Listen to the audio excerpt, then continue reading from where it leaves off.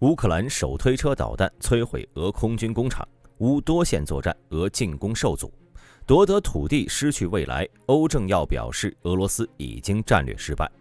霰弹枪，俄军面对无人机的绝望防线。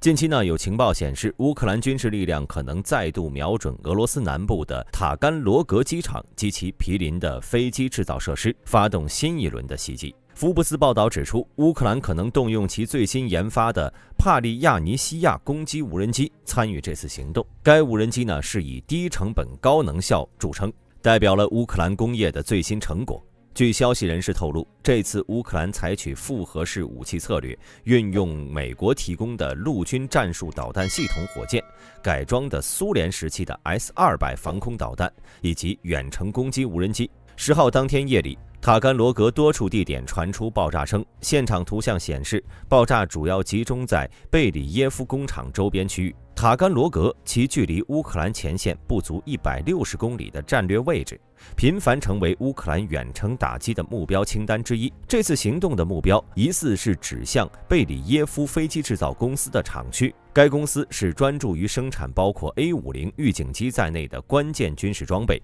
其设施具备高度的战略意义。帕利亚尼西亚无人机成为这次行动的焦点。这款新型的涡轮喷气式无人机拥有约692公里的射程，虽然不及乌克兰某些远程无人机，比如改装的 A-22 无人机，但其配备的约45公斤战斗部，对于摧毁比如预警机机库等脆弱建筑极为有效。与其他远程武器相比，帕利亚尼西亚的最大特点在于经济性，每架造价约为10万美元，性能直逼小型巡航导弹，设计简洁，便于快速部署。从工厂运往前线后，能迅速组装并发射。无人机采用轮式滑架起飞，升空后释放滑架，依赖 GPS 导航系统精确打击预定目标。关于这次袭击的具体效果，目前尚没有定论。但乌克兰国防部长乌梅罗夫透露，乌克兰的无人机制造业正在持续扩张。该无人机自从夏季起已进行小规模生产，并于近期转入全面量产阶段。这或许就表明了乌克兰军方对该武器的打击效果表示满意。帕利亚尼西亚无人机的实战部署不仅彰显了乌克兰在远程打击能力上的显著进步，也标志着乌克兰工业体系在战争背景下快速响应战术装备需求的能力。至于塔甘罗格的这次袭击是否预示着一系列类似行动的开始，仍需要后续观察予以确认。12月10号，俄军突然在多个方向面对乌克兰阵地发起进攻。在库尔斯克方向，俄军第22特种作战旅、第155独立海军陆战旅、第810独立海军陆战旅以及多个部队在普列霍沃展开激烈战斗。俄军试图在沃诺伊万诺夫卡地区推进，并在苏梅州边界附近的古耶沃和霍尔纳尔地区发动攻击，目标直指库里利夫卡。在北部，乌克兰的西维尔斯克作战战斗组成功击退了俄军在达里诺北部的进攻，并在俄罗斯别尔格罗德州斯塔罗斯列地区发动突击。在哈尔科夫方向，俄军试图在维索卡亚鲁哈、利普奇、赫雷伯克和沃夫昌斯克地区推进，但并未取得进展。在库皮扬斯克方向，乌克兰国防军在德沃里奇纳附近反击，俄军则试图在奥斯基尔河西岸巩固阵地，并试图向诺沃耶霍里夫卡及博罗瓦方向推进，意图切断乌军的后勤补给线，并为未来的进攻建立桥头堡。俄军在博胡斯拉夫卡、皮谢奇涅等多处村镇发动攻势，但进展有限。在利曼方向，俄军在多地取得进展，但战线仅仅推进了几百米。在克拉马托尔斯克方向，俄军试图沿着恰西夫亚尔的加加林大街以及市中心的帕尔科瓦大街推进，并在北区和新区发动攻击。在托列茨克方向，俄军试图包围托列茨克，在中央矿井及扎巴尔卡地区发动进攻。乌克兰国防军在托列斯克市中心的先锋体育场一带继续坚守阵地。在波克罗夫斯克方向，俄军向诺沃特罗伊斯克南部的农业综合体及其他村镇发动攻击，但乌克兰国防军在该地附近展开反击，并摧毁了索洛纳河上的一座桥梁。在库拉霍维方向，俄军在库拉霍维取得有限进展，并在东北部和多处村镇发动密集攻势，但乌克兰国防军顽强抵抗，战线并未被突破。在弗雷米夫卡方向，俄军在里夫诺皮尔东北部推进，并对多个村镇展开进攻，但并未取得实质性突破。在奥里西夫方向，俄军对涅斯特良卡地区的攻击未果。总的来看，俄军在库皮扬斯克方向试图利用恶劣天气和晨雾掩护其行动，但乌克兰国防军通过远程布雷及无人机袭击，有效遏制了俄军攻势。在托列斯克方向，尽管俄军试图包围该地区，当前乌克兰阵地并未受到实质威胁。数据显示，过去一天各战线上共发生了175次战斗接触，其中乌克兰国防军在波克罗夫斯克方向阻止了51次俄军进攻，是战斗最为激烈的区域。俄军的无人机和导弹空袭持续对乌克兰造成压力，但乌克兰国防军通过电子战手段显著削弱了俄军无人机的攻击效果。然而，防空系统的局限性仍是乌克兰面临的主要挑战，尤其是面对持续增加的空袭规模。乌克兰国防军通过有效的战术部署和反击行动，继续阻止俄军在多方向取得决定性进展，同时加强对关键区域的控制和防守，确保战线稳固。瑞典前总理兼外交部长近日撰文指出，俄罗斯总统普京在乌克兰问题上的战略决策已经彻底失败，而这一切的根本来源呢，并非来自西方的所谓扩张主义，而是普京本人多年来短视的政治选择。文章提到，普京试图通过瓦尔代国际辩论俱乐部的冗长演说掩盖他在乌克兰战场上的困境。他将俄罗斯描绘成了多数派，声称全球少数派正在妨碍国际正义。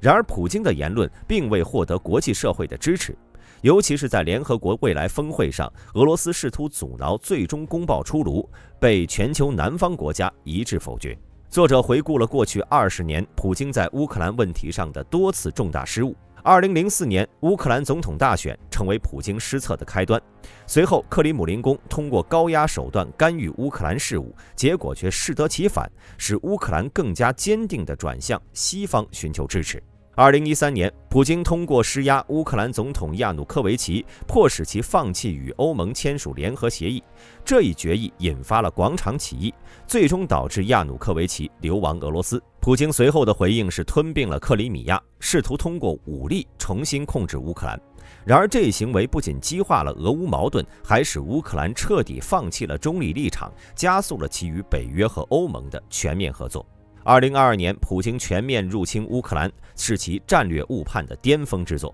普京原以为可以通过一次迅速的特别军事行动推翻乌克兰政府，建立亲俄政权，但实际上他的军队遭遇了一个意志坚定、组织有序的国家。如今呢，俄军仅控制了乌克兰约10%的领土，付出的代价是巨大的战场损失和严重的国际孤立。普京的侵略行为并未让俄罗斯实现任何战略目标，反而促使乌克兰更加团结，并在全球范围内获得前所未有的支持。与此同时，北约不仅加强了对东欧的部署，还吸引了更多国家加入。普京的计划完全适得其反。作者最后指出，普京的侵略行为将对俄罗斯和乌克兰的关系造成长远的负面影响。乌克兰人民对俄罗斯的仇恨正在加深，而俄罗斯的国际地位也因其冒险行为而被进一步削弱。这不仅是一场战争的失败，更是普京领导下俄罗斯在战略层面的彻底挫败。他的决策不仅伤害了乌克兰，也是将对俄罗斯自身造成不可逆转的长期损害。俄罗斯和乌克兰的军队正在尝试将士兵的步枪改装，使之成为反无人机武器，以对抗日益增加的爆炸性第一视角无人机威胁。这一行动包括测试不同类型的弹药，以找到最佳打击效果。这标志着军队在应对 FPV 无人机威胁上采取了更系统的措施，但效果尚不明确。华盛顿海军分析中心的顾问萨姆·本特指出，随着技术的进步和操控技术的升级， FPV 变得更加有效。现有的电子战和干扰系统并不总是有效的，迫使士兵开发新办法，在无人机飞行的最后100米将其击落，成为最后的防御手段。然而，使用轻武器反击无人机的有效性很大程度上依赖于运气和无人机操作员的技能。最近，俄军士兵被拍到使用自制的反无人机弹药，将散弹改装为 5.45乘39毫米步枪弹进行测试。这种弹药的效果受到多种因素的限制，包括弹丸大小和无人机的材质构造。德国军事新闻网站报道，乌克兰特种部队司令部分析了俄军使用12号口径猎枪对抗小型无人机的战术。该文件认为 FPV 无人机的威胁极其严重，建议在前线每辆军车后部配备一名专门的反无人机射手，以应对电子战系统失效的情况。俄军还通过追踪乌克兰无人机的出发点设置伏击，试图用多名射手来击落无人机。弹道专家保罗·布拉德利提到，普通的民用4旋翼无人机由于其塑料机身和易损的螺旋桨，非常容易被12号猎枪弹击毁。然而 FPV 无人机采用厚碳纤维框架和抗冲击塑料螺旋桨设计，使其在高速飞行时更具抵抗力。这种设计让普通弹药在大多数距离内难以对无人机造成致命破坏。布拉德雷利解释，无人机在空中飞行需要更大的能量击中目标，由于无人机惯性小，被击中后会在空中移动，从而耗散弹丸的动能，导致无法有效地击毁目标。乌克兰第3突击旅进行了一次针对 FPV 无人机的射击实验，测试不同类型的枪支和弹药的效果。在大多数情况下， FPV 并未被击落，即使受损也能继续飞行。仅在一次实验中，反无人机专用弹药成功击中目标，导致无人机坠毁起火。西方军火制造商对乌克兰的短程反无人机战术表现出兴趣。瑞典弹道制药商 Noma 公司开发了一种名为远效反无人机弹的专用弹药。在测试中，这种弹药在50米范围内成功击落了7架 FPV 中的6架。尽管俄乌双方在反无人机战术上的尝试展现了创新性，但目前看来，这种战术更多是一种迫不得已的应对措施，效果仍不稳定。FPV 无人机的威胁正在持续升级，而前线士兵在缺乏有效对策的情况下，不得不依赖改装步枪和短程弹药进行最后一搏。各位观众对于单兵反无人机有什么思路，也欢迎在评论区留言。本期视频到此结束，我是大兵，我们下期再见。